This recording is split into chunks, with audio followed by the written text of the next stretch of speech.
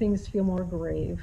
My older son, who's more socially aware because he is older, he's 11 now, um, had said, I really just wish I could just not worry about this. I want, like, Mom, why do I have to worry about this in this part of my life? Yeah. And I just said, I'm sorry that you've had to worry about this. I didn't have to worry about anything like this. And I know that that's from a place of privilege to not have had to worry about it. Um, Yeah. when I grew up in the 80s and 90s, just felt like in some ways a simpler time.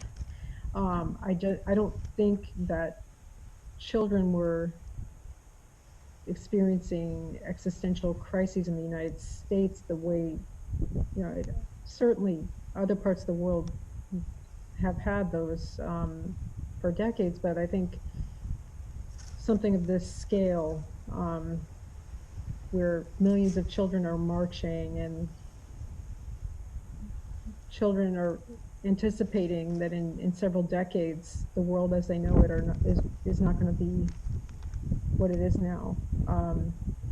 It absolutely has impacted them. I'm Dean Walker, and welcome to the Poetry of Predicament podcast, a podcast for people brave enough to face humanity's challenges and problems, and most importantly, our numerous predicaments. The Poetry of Predicament is a podcast meant to inspire us to bring forth grace, beauty, and connection with the web of life in the face of a predicament-laden world. Today we speak about conscious parenting while facing collapse with psychiatrist and loving mother, Dr. Ellen Herbst.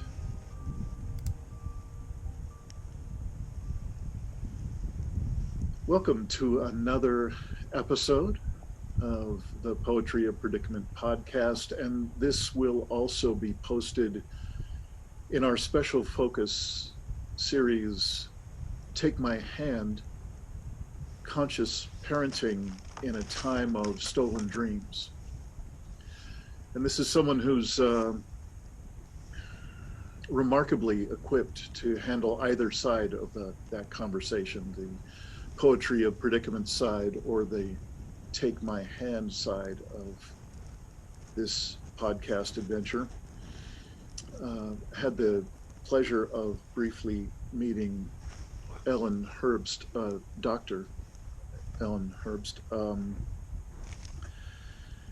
and through someone, if you've watched this series, either of these series, much at all, you're familiar with Dr. Gillian Sackett. The conversation with Gillian is what actually got the Conscious Parenting in Times of Collapse series going. And it's through her references that I've been able to connect with a number of remarkable professionals in the field of, most of y'all have been in the field of mental health one way or another. And that is obviously such an important aspect of talking about the collapse of Earth and human systems, whether we're talking parenting or we're just talking being a human being in daily life at any level of our culture, global culture. And Ellen, I was so pleased when we got a chance to have an earlier conversation to just get to know one another a little bit. There was so much overlap. Hmm. And I am so grateful for professionals like yourself in the mental health world that are shifting your much needed attention to this, what I believe will be an exploding need around the world for mental health, um, at a scale that I think is far beyond anything therapeutically we could possibly offer, Hmm.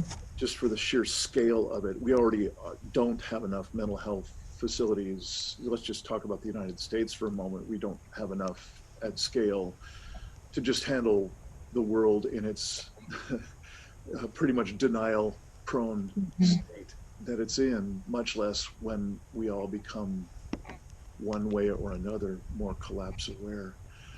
So I thank you so much, Dr. Herbst, for joining us, and also secondarily for the generosity of you being willing to share on the more personal side as being a parent Mhm. and being as collapse aware as you are. Um, Mhm. I look forward to both sides of this conversation, and I just thank you so much for taking your precious time to contribute to this series. It means a tremendous amount. And so, the first thing I'd like to do, other than warmly welcome you, is to ask, could you fill in what must be massive gaps in my brief introduction of you? Could you tell us a little bit about you as a professional, you as a mother, you as a concerned human being, having crossed a threshold of of awareness of what's going on in this world? So welcome, and please, if you would introduce ourselves the way you'd like to be known. Great. Thank you, Dean, for the opportunity to talk about this timely and critical crisis that we're facing together. As way of introduction, I am an adult psychiatrist. My area of focus is in addictions medicine and post-traumatic stress disorder. The views I will be sharing today are not representative of my employer. They're my own personal views um, as a as a citizen and as you pointed out, as a mother, but also as a therapist, and just as given that that's my path and that's what I've been doing. It's impossible for me to disentangle my own reaction to the climate crisis from my work as a mental health provider. So, um, yeah, I've been practicing as a psychiatrist um, for, I guess, since 2002, so quite a long time. And my area of expertise is in not only addictions and post-traumatic stress disorder, but also building resilience to traumatic experiences and understanding how we can try to cope with trauma and overwhelming stress. So that seems relevant to what we're dealing with It now. sure is. Yeah, yeah. Mm-hmm. I'm wondering if I could ask you to look back, um, whenever you would call your woke moment. I could point to approximately 7 years ago for my own, and I crossed a threshold in which certain words really came to the fore. Words that Mm-hmm. I hadn't really been using much before that. Mm-hmm. Words like collapse and Mm-hmm. predicament. Mm-hmm. And so there's a certain threshold that seems implied by particularly like the title of the parenting focus series that we're doing in a time of stolen dreams. Really, when we use the word collapse or collapse of Earth and human systems, as you know, like to talk about it around here, I'm wondering if you could share about if you had any sort of threshold moment or in places where your realization of what was going on and the scale of it really cracked open. And I'm also curious how you would define the word collapse Mm-hmm. of or collapse of systems as you're seeing it.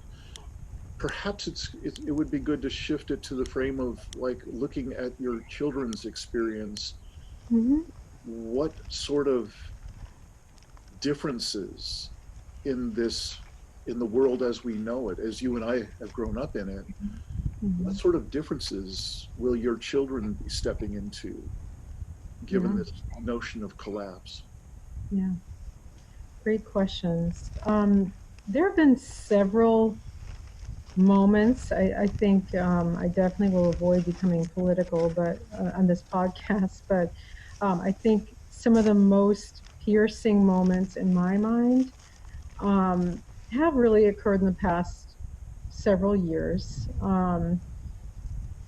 I think if I had to localize some of them, I would say one was really when the IPCC report most recently came out, and I actually, forgive me, I don't remember the exact year. It could have been just, was it last year or 2018 was the one that took it from the one that, 2100 down to 2030 and 2050.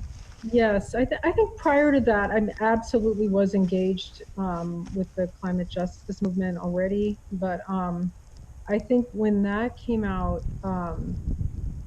of course, I began to hear Greta Thunberg speak, as many others have, and would find myself in tears, realizing what these kids are really facing.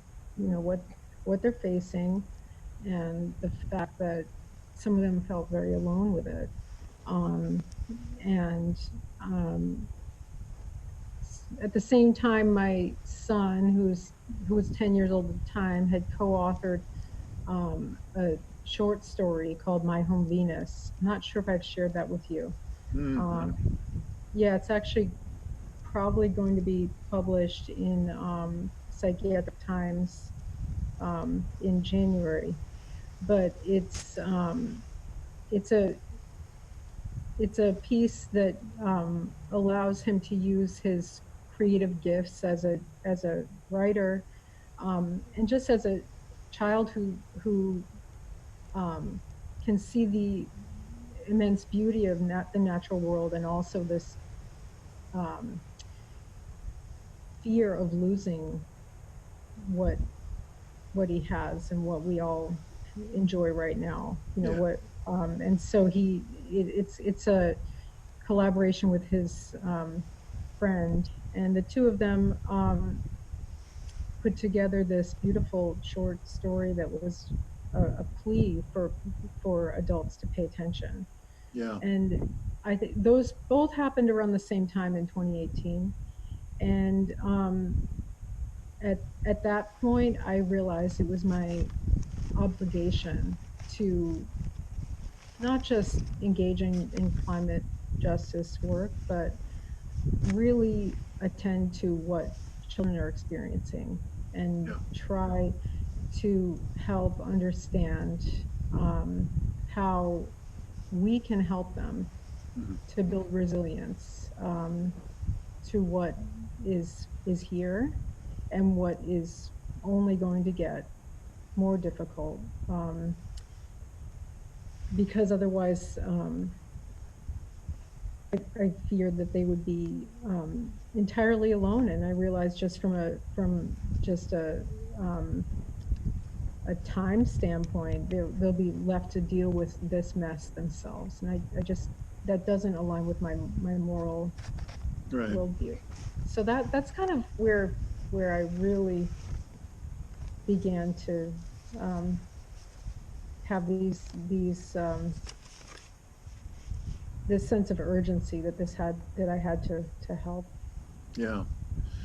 Well, thank you for that. And by the way, that short story, if you and your son are comfortable with it, you could send it to me, and I could easily post it underneath your interview, Mm-hmm. as you know, to be able to point to it, Mm-hmm. and people could read it. If again, only if you feel comfortable doing so. So we'll. Yeah, yeah, that it is going to be available in the very near future as a link in Psychiatric Times. So I'll share that with you. Make sure you have Okay. it. It's going to be a companion piece to an op-ed that I wrote for Psychiatric Times.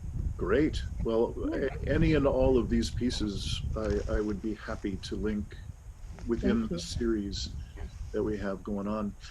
Um, to get back to your own experience of this kind of threshold time that you're describing us in, um, I'm curious if you've done much of the looking that somehow shows up to me in these conversations as exploring the unraveling of a fabric Mm-hmm. of the fabric of the culture that we've all grown up in. Those of us who are, old enough to be in professional life and kind of middle age or so on like that.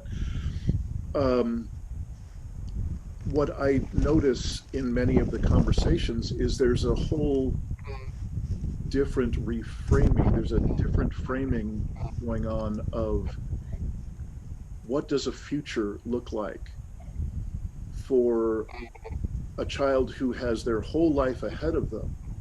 What's Mm-hmm. traditional in some at some levels of society is to be able to anticipate graduating high school, looking at the possibility of college, what sort of career direction might that take, and that Mm-hmm. and then buying a home and having their own family. Really, just a somewhat patterned possible track again for certain people in certain economic um, stances. I'm curious if any of that has been unraveling or changing, or another word I use quite often is liquefying Mm-hmm. as you look Mm-hmm. at your own child's possible future. Do you have any, does that spark you to say anything? Yeah, so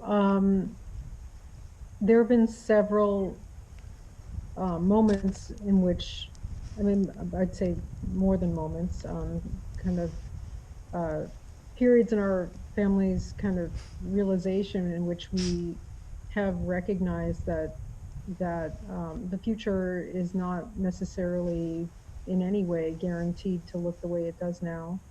My 7-year-old actually said he's not. I don't think he's the age in which he can really fully appreciate the IPCC report, but he said, "Mom, do we have to either get a family or save the world or something like that? Do can we get a family or something?" The way a 7-year-old would say it, Yes. uh, and I didn't have an answer. So that's part of the reason that I do this work as well, is that I want to be able to really help them as we navigate these questions together. So he brought that up, and then my older son has thought about whether or not Northern California, where we live, is going to be habitable. This is the third year that we've had wildfires in our area. Mhm. This year we had blackouts that took the kids out of school for Yeah. one of them for several weeks.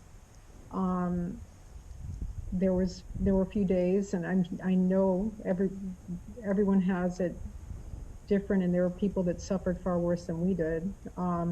But there were a few days that in this area, in the Bay Area, we didn't have access to ice or refrigeration. Mhm. Um, so when these things happen, I think given what our family knows about the ecological collapse, I think we don't become necessarily surprised by it. Um, it is always something that, on some level, catches us off guard because we're all accustomed to a pretty comfortable existence here in Western society, but it's jarring when suddenly there's no ice in the entire region and people are driving distances to get it and competing for literally just ice. um, there were no gas stations. There was one grocery store open and long lines. I mean, this is really become an annual event to have catastrophic fires in this area, and it is completely unpredictable in terms of whether or not one would get their PG&E shut off, or Yeah. whether or not one is going to have school that week. It's You get about 48 hours notice, and so those are the real world immediate kind of observations that I think are inextricable from the climate collapse. I mean, that Yeah. just having the wildfires here, and I think that it's just a matter of time before other geographical locations have similar um, catastrophes, and obviously would never wish that on anyone. Was just recently reading about the island nations that are going underwater now, that Yep. are facing viral illnesses and food shortages and things like that. And we know about the hurricanes that have afflicted Puerto Rico and other areas. So these are all things that are happening now. And in terms of the way they affect my kids' outlook, it absolutely has made um, things feel more grave. My older son, who is more socially aware because he is older, he's 11 now, um, had said, "I really just wish I could just not worry about this. I want my mom. Why do I have to worry about this in this part of my life?" Yeah. And I just said, I'm sorry that you've had to worry about this. I didn't have to worry about anything like this. And I know that that's from a place of privilege to not have had to worry about it. Um, Yeah. when I grew up in the 80s and 90s, just felt like in some ways a simpler time. I don't think that children were experiencing existential crises in the United States the way, certainly other parts of the world have had those for decades, but I think something of this scale, where millions of children are marching and children are anticipating that in several decades the world as they know it is not going to be what it is now. It absolutely has impacted them. So I know it's a long answer, but Yeah. Well, thank you for that. And you, there's something in how you spoke when we first got to talk a few days ago, and then again now. There's wafts of it. So if you don't mind, I'd like to just go a little further in a particular direction, and that is, because we've had the recent COP meeting in Spain, and and of course Greta Thunberg's still extraordinarily well known, and maybe more well known than ever, on the cover of mhm. Time, and the whole issue of climate change as measured by parts per million of CO2 and reducing our emissions and so on. Yeah.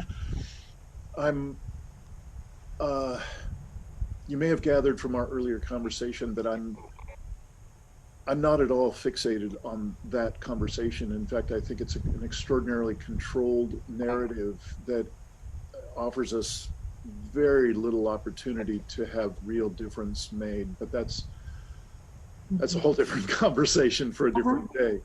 Yeah. You've been hinting at other associated examples of, if I could call them metrics of our decline or of collapse, in their own Mhm. right. Okay. And I know you were reluctant to speak about politics earlier, and I don't think we necessarily need to go into the details of it. It's fairly well known what's going on. Yeah.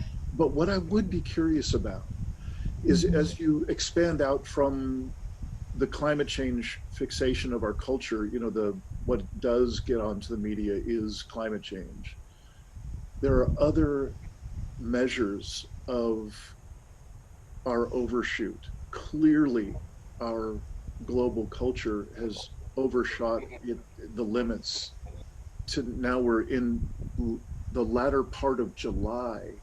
We hit Mhm. overshoot day, after which each year we are then taking in an irretrievable way from the resources of the planet. Mm-hmm. Plus, there's an extraordinary vulnerability in the human systems that we have obviously at different amounts of them, including the amount of privilege that we have that you mentioned, depending on which country we're in. I'm curious if you were to look, just scan the world in that way. Just, Mm-hmm. I'm curious, what are the what are the larger concerns? What are the issues that seem to really come up like, oh boy, that one disturbs me? Is that a Mm-hmm. clear question? You mean just in terms of what um, the root causes of the climate crisis or something else, or? Yeah, let me try and be a little clearer just by giving you some examples of my own. I started out in researching my own book and writing it, 5 years ago now. And the first thing that caught my attention was abrupt climate change projections, much faster and more intense than regular climate change projections. And so I immediately had to vet that information. I had to confirm it because it was either the Mm-hmm. most wacky bullshit to come down the pike, Mm-hmm. or it was clearly the transformation of humanity, whether we're ready for it or not. Right. And I vetted the latter. And immediately, as quickly as I could, I got out of the climate change conversation because I just literally couldn't stand the toxicity of the denier part of that conversation. Mm-hmm. And I started to look for other measures of our impact on the planet. And if Mm-hmm. I could I'll just mention a few that have really caught my eye in the way I'm asking you about. Okay. Um, there's one called Year Zero, which is a part of this series that I'm posting in addition to the interviews in the Mm-hmm. Take My Hand series. We're going to Mm-hmm. have a number of other support materials, and one of them describes this Year Zero. And the idea is it's just arithmetic. It's not even a very scientific projection. It's just arithmetic to watch the decline of literally the biomass, the amount of wild animals on Mm-hmm. the planet.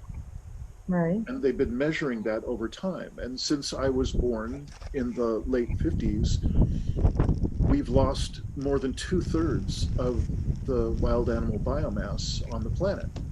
Mm-hmm. And to just continue that line, which there's nothing to indicate that that line won't continue in exactly its trajectory, Mm-hmm. will essentially have no more wild animals on the planet by 2026, which we're in late 2019. That's just a little over 6 years from now. Mm-hmm. That takes my breath away. That, Yes. if I really stop for a moment, cracks my heart open, and I have a hard time breathing. Yes. So that's the kind of like, oh my God, that's an Yeah. indicator that shifts me, and I just lodge it as a concern, as a response to my own question here. So, and if I could just give you a couple of other examples, without going into too much detail, the economic structures that makes up the economy as we know it around the world is at Mm-hmm. such a hyper bloated, debt ridden state, Mm-hmm. and it is clearly has always been a growth dependent system. It Mm-hmm. must grow in order Yeah. to be healthy and continue. Right. And clearly, the demand to reduce our emissions implies less growth. They're trying so hard to keep those two things together, and for the life of me, I cannot see them staying together in any Mm-hmm. way. Mm-hmm. And again, I'm going to spare everybody the details of it for a later episode, but that also, when I slow down and I really just feel what that implies in terms that unraveling of the fabric of possibility, I'm going to I'm going to finish high school. I'm going to go to college. I'm going to get a career. I'm going to get a mortgage. I'm going to have a family. Hmm. And I look at any of just the two that I've mentioned, and the list goes on and on, and a little. Yeah. So I share those two examples of pieces that have hit me in a way that has, if I've got the capacity for it, I stop and just register that in my system and keep working my own practices to be able to hold the scale of them. Yes. And for me, they're far larger than even the climate change conversation and far more urgent Hmm. in some cases. So hopefully that's a clear enough example. And I'm just wondering, as you scan your world, are there things that catch your eye or hit your heart in a particular way that you could mention? Absolutely. I believe the statistic that I remember, again, I believe from IPCC, which I've heard from climate scientists recently, might be a bit on the optimistic side, Mm-hmm. um, is that on average, approximately 150 to 200 species go extinct every 24 hours, is what I remember. I would have to confirm that because I don't Oh, that's pretend. what I recall as well. That's the 2011 United Nations report, which was subsequently updated to between 200 and 250. But let's just stay with 100 to 150. I'm with you, and absolutely Yeah, no, breathtaking. I think you're right. I think that I'm continually trying to err on the side of the most certain numbers because I know that Yeah. any opportunity to if anything's exaggerated, people use that as an opportunity to deny Yes, I'm with everything we're talking about. So I try to be really to be completely certain in my numbers. But I think at the very least, I think 150 was the low end, but you. Yep. um, climate scientists um, should be the determinants of that. But that those numbers do stagger me, and I think just spending time in nature and imagining certain things being gone, just allowing myself to accept that something may not be there anymore. And again, when my kids ask me, are we going to have, you know, giraffes or elephants or are we going to have certain types of animals anymore on this earth? I don't have an answer Yeah. for that. And yes, I agree that this idea of endless growth being prioritized in the face of some of these facts that feel so devastating Mm. confuses me as well. Um, and I think the interesting thing is that I think most people agree that that they that nature and preserving our world are worth fighting for. I think that it's pretty clear that um, a small number of people are making decisions on behalf of everybody else, some of whom may not be democratically elected. So again, we're not going to necessarily talk at length about politics because I try to be thoughtful about what I can and can't change just for my own sanity. Yeah. And so what I know that I can change because I have background in it is promoting resilience in people around me, based on techniques we've used to support people with trauma exposure. So Yeah. that's something that I can contribute to this fight, along with um, the grief that you're talking about. The just kind of learning to grapple with my own grief, and it does shock me that this isn't front page news. I don't understand why that is. I think I have some ideas that it would threaten certain certain systems to do that, to make it front and center, and for people to really appreciate how devastating the mass extinction is. Yeah. Um, but again, I know what I'm able to most effectively accomplish, and that's um, my background expertise as a mental health professional. Yeah.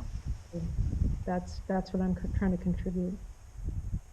Well, that's a perfect segue. I'm thrilled to have you bring that up because I am not a mental health professional. I have been in the training business for a long time, and part of that has been I would never have used these words, but now I'm using these words more than ever, and that is about our tendency to become dysregulated and our skills at regulating, self-regulating, Mm-hmm. or if we're lucky, co-regulating with others. If we have the privilege and the opportunity to be with others and to be able to be supported and to support others and to generate these kinds of practices that could bring us back to a preferred state, to a state of wholeness, a state of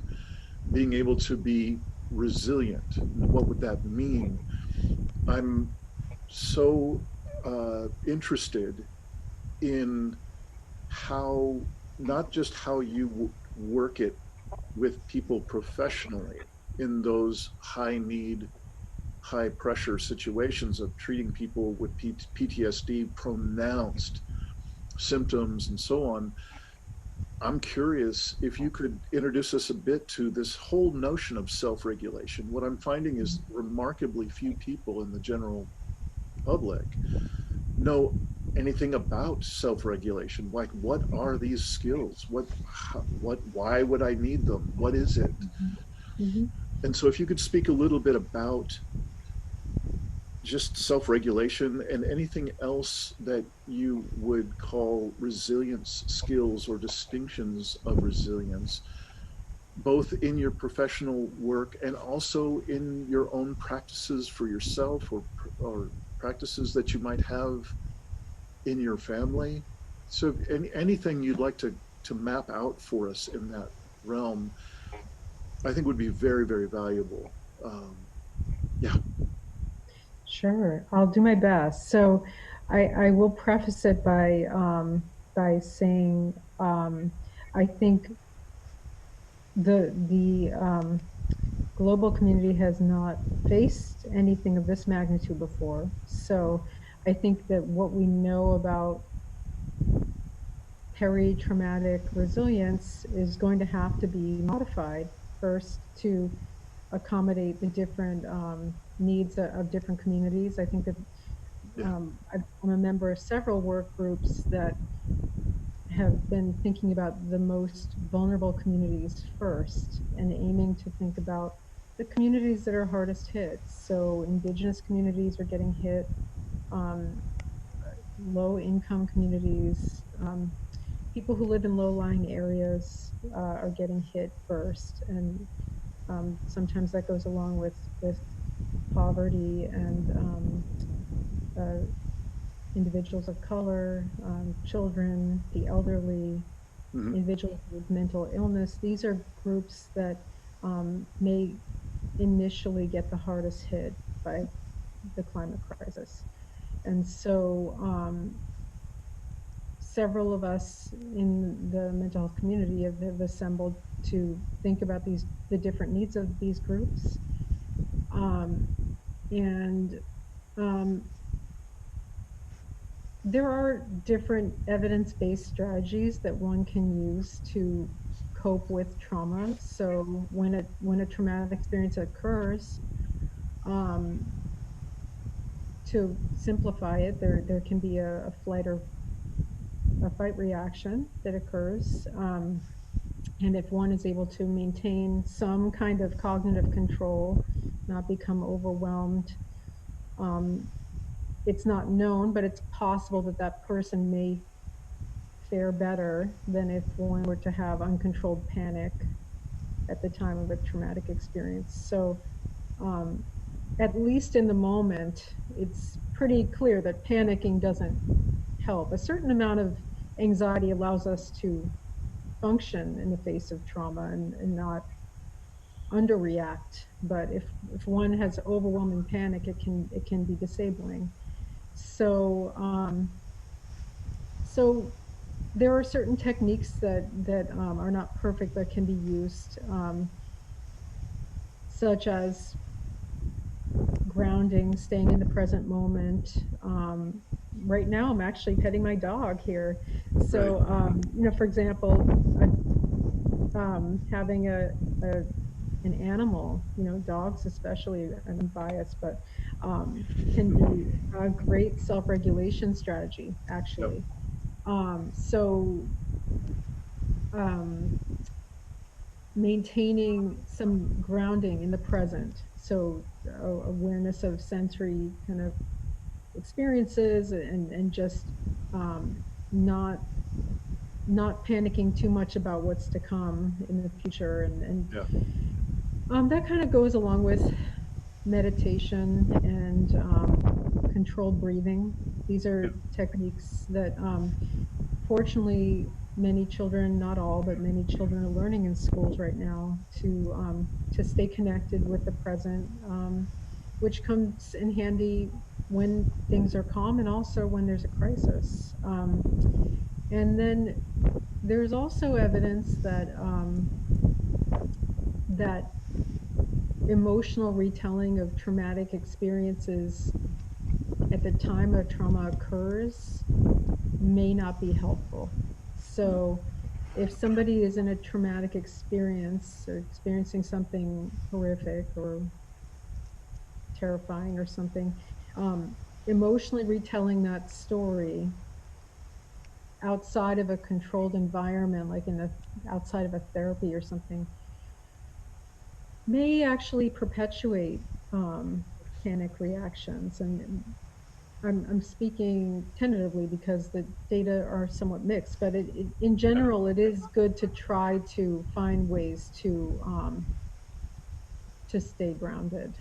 Yeah. It seems intuitive and not all that exciting, but it makes sense if one were to stay grounded. And um, it I always cringe when sometimes on news, if there's a horrific event like a shooting or something, kids are being asked to retell exactly how they felt in the moment. That's not necessarily good for us to do that, um, public telling of painful um, emotional experiences, Yeah. unless somebody really wants to. I mean, if somebody really wants to, that is their choice. But in general, forcing that isn't great. So, in contrast, I think ensuring that people are taking care of basics. So, not self medicating through alcohol or substances when there's a traumatic experience, making sure people have adequate sleep, access to some exercise if at all possible, food, um, and their medication. Those are the kinds of basics that I think um, help people maintain some degree of resilience. So, for example, during those wildfires, I think having some routine for kids, things are we're not talking about the worst case scenarios over and over again, and kind of engaging in what we call flooding, where there's a panic reaction. You don't want to shy away from that, but at the same time, you want to be able to have a couple meals a day. You want to have, maybe access to some board games or something like that. Yeah. Just adequate food and water and heat, and things like that that will allow someone to feel some sense of normalcy. Yep. Um, so I know that's not really revolutionary in terms of what one might um, expect, but I think that the best way to prepare for something like this is to maintain a degree of a mindfulness practice, and um, when things are calmer, because they aren't always going to be like that. Yep. Um, and then the other thing is, I think, some degree of engagement and living according to one's values. So, I mentioned at the beginning that I noticed that children are suffering. These children who were courageous enough to speak and didn't feel that it was according well with my values to watch them do that by themselves. Didn't feel right to watch themselves put themselves on the line and then have no adults. I don't want to say no adults, but to not have the mental health community acknowledge that. So I think engaging in some kind of um, civic action or um, community service, or however one wants to frame it, whether it's Mhm. political or not, may be therapeutic as well. There's emerging data that suggests that engaging is better than not. So Yep. feeling helpless, even if we are helpless, that feeling of overwhelming helplessness um, will not promote survival, I don't think. So I think I think you and I talked the other day informally about how we can try to make a difference on a small scale that has an impact. Right. So I think the kids at my son's school are going to start a compost program, and um, one might think, oh, well, that doesn't make a difference that much. It's one school, but there is data now suggesting that children talking with their parents are changing their minds about Right. the gravity of the climate crisis. So, for all the kids that participate in that compost program, I'm guessing almost all of them are talking with their parents, some Yeah. of whom may not have an awareness of what's going on. So, there's an amplification that can happen, and I think that cynicism is truly dangerous right now. I think that it's really a challenge for all of us to maintain um, the possibility and the likelihood that the warming is exceeding. I mean, we know that the targets are not being met. They're being surpassed much more rapidly than anyone anticipated. But at the same time, I truly believe that if hopelessness and cynicism set in, that just makes the suffering more pronounced and severe. We Right. have the ability to alleviate the suffering of those immediately around us um, through some kind of engagement. Yep. So that I think that that's another way to build resilience, and we're starting to flesh that out a bit in our groups. Yeah. I Well, hope. thank you for that. I so appreciate hearing your layout, given your perspective and your professional orientation and so on. I'm going to just get out of the frame for a second and get a book from my own library Sure. here, and I'd like to just mention a couple of resources that I think will be a good kind of addendum to what you've been sharing. So be right back here. Hmm. Yeah, early on in this podcast, I had the pleasure of interviewing a woman named Elaine Miller Karras, and she is the founder of the Trauma Resource Institute down in Southern California.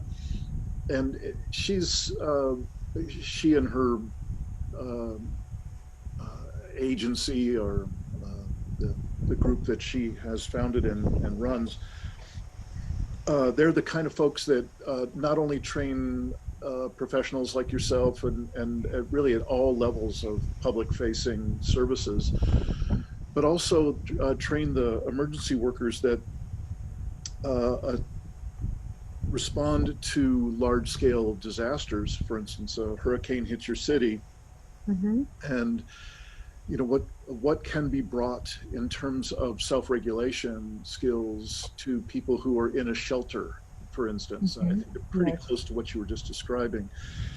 And I'm looking right now at her book, Elaine Miller Karras's book, Building Resilience to Trauma, the Trauma and Community Resiliency Models.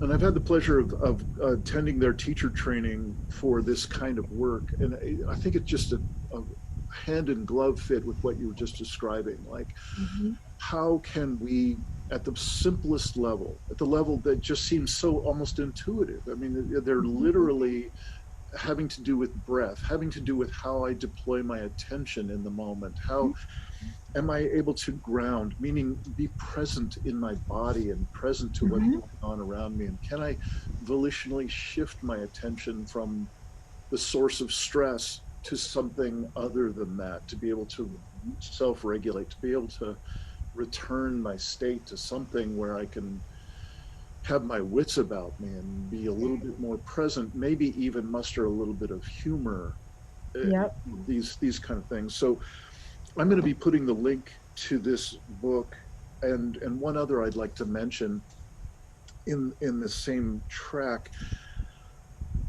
Someone that I've been very attentive to since starting my own, you know, this research that I did for my book and so on.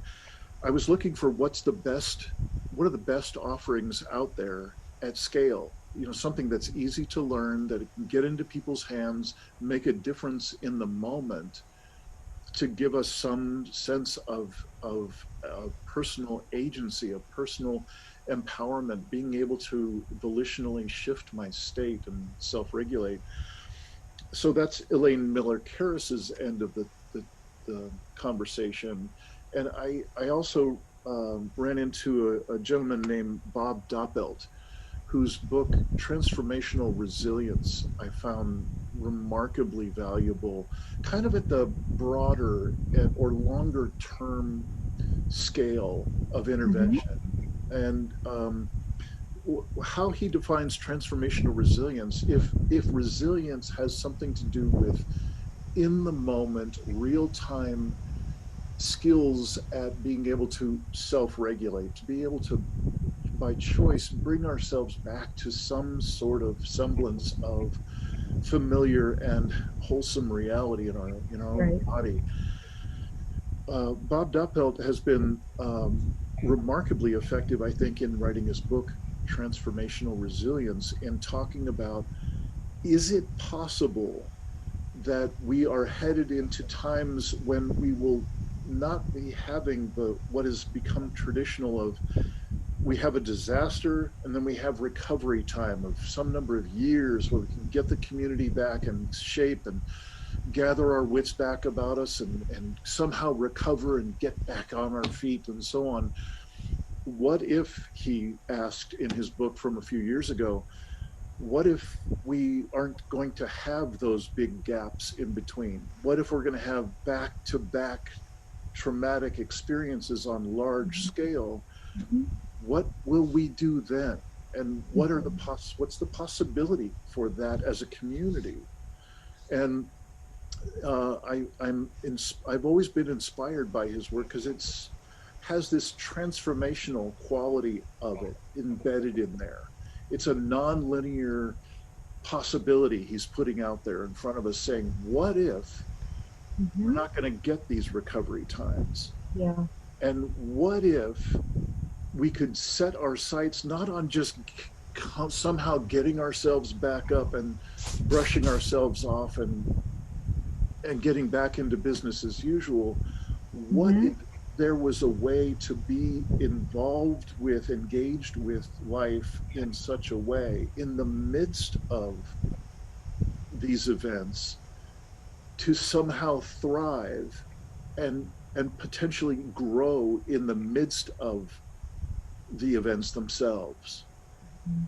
So I don't have time to go too far into the distinctions, but it was extraordinary. It was exciting to me. He was the only Mhm. one, to this day, he's the only one really bringing up these possibilities. And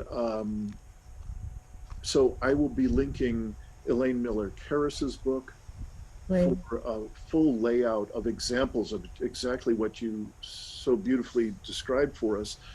And then for those who want to dive a little deeper and even into more possibility, to me is extraordinary and exciting possibility. I'll be also linking Bob Doppelt's transformational resilience. Mhm. And I'm may I say one thing too that I forgot? absolutely, please. Yeah. Um, I really have become increasingly convinced in my work over the years that trauma can't be healed through isolation. So I really think that um, while I mentioned that emotional retelling of trauma to some random, you know, news reporter or something may not be therapeutic, um, I think that um, relationships, human relationships, and also relationships with animals as well, and plants, without sounding too hokey. I really believe that that human and other relationships will help us get through. And so I believe that having a sense of community will be critical, and there will need to be community responses to some of this. And I saw some of that on a very minor scale with the blackout. People were helpful with one another. People would, if we saw there was an older man that didn't have access to a flashlight walking down the street, we'd give that person a flashlight.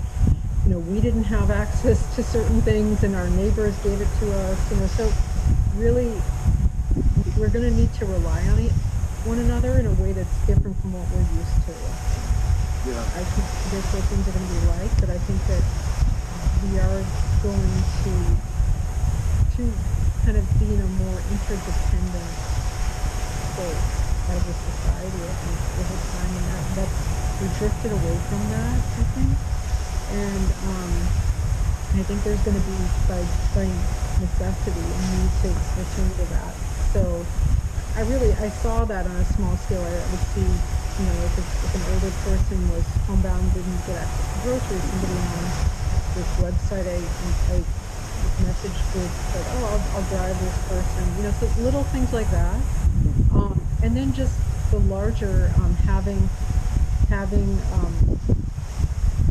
relationships and maintaining relationships, not closing oneself off in the face of trauma, not becoming emotionally numb so much that we can't care. You know, just that can be really toxic to be so emotionally numb. And you know, we can actually learn from communities that have already survived crises and people who have been in war zones and other areas that are hardest hit now. You know, we can learn from their wisdom. And when one becomes so emotionally numb and cynical that they feel that it's dangerous to care about someone else or something else, that's where I really begin to worry with trauma. So resisting that and continuing to support one another, find beauty in little things. Those are really small but critical things to yep, prevent ourselves from some of the most painful experiences of PTSD that I've seen have been the ones in which people don't talk about something. They don't feel they can talk to anybody about something. And so we need to have at least one or two trusted individuals, even like I said, a pet. I don't care who it is, somebody, somebody that we feel in the world that we can connect with. So for what it's worth, I think that's also going to be important because I think we're heading into a more interdependent society. And that's going to, we're going to need to figure that out quickly. It's interesting how you keep anticipating the next transition in this conversation. I was just Yeah. going to ask you if you had some way of summing up some of the elements that you find essential, whether it's the reconnection with deeper self, or the reconnection with others, or the reconnection with Earth. And you've been mentioning just now, and really through the whole conversation, you've been mentioning some of your preferred methods or preferred ways of focusing on what can move us forward in each of those dimensions. And I'm just curious if you have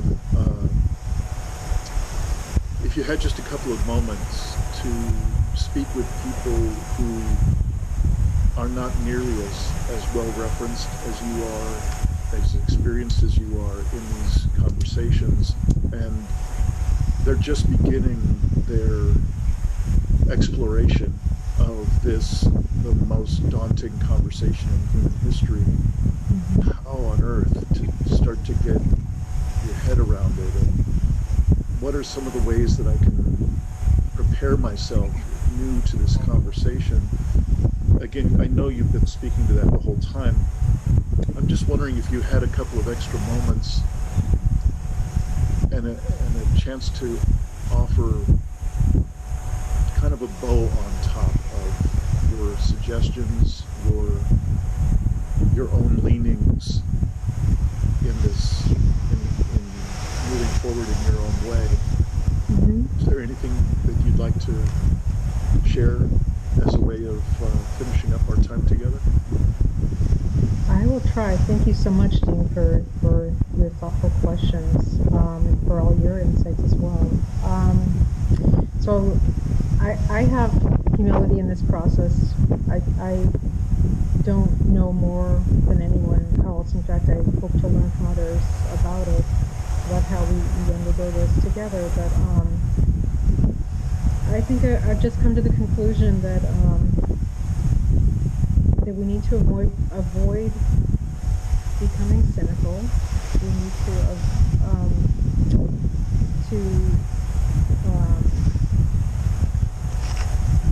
avoid the typical methods that we use, that our minds use to over painful topics as well.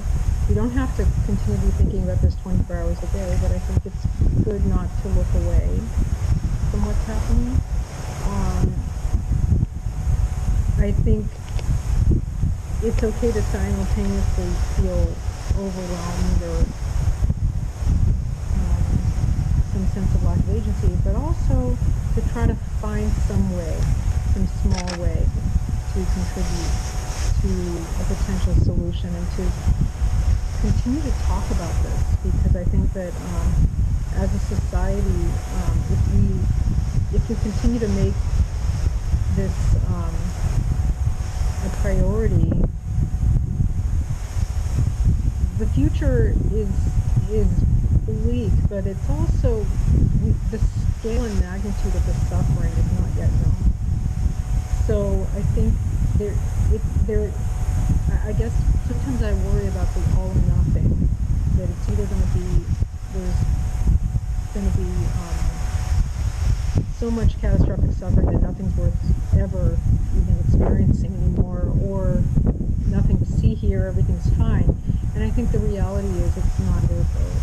That there is going to be, and there is currently, widespread suffering, and there's also smaller things are worth fighting for. What we can personally do is worth fighting for.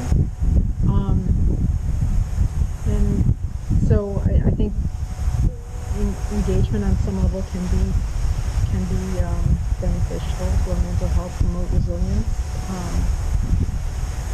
and finding the coping tools rather now,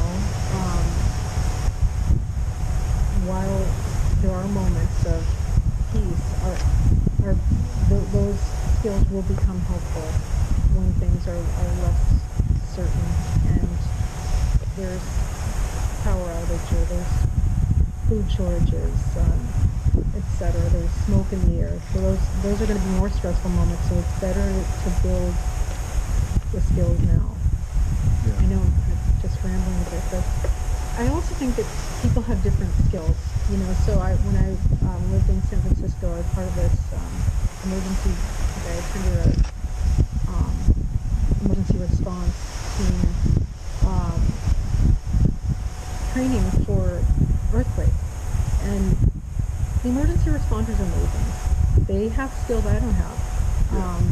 They can do on the ground survival skills that I don't have. I have a lot of experience listening to people and mental health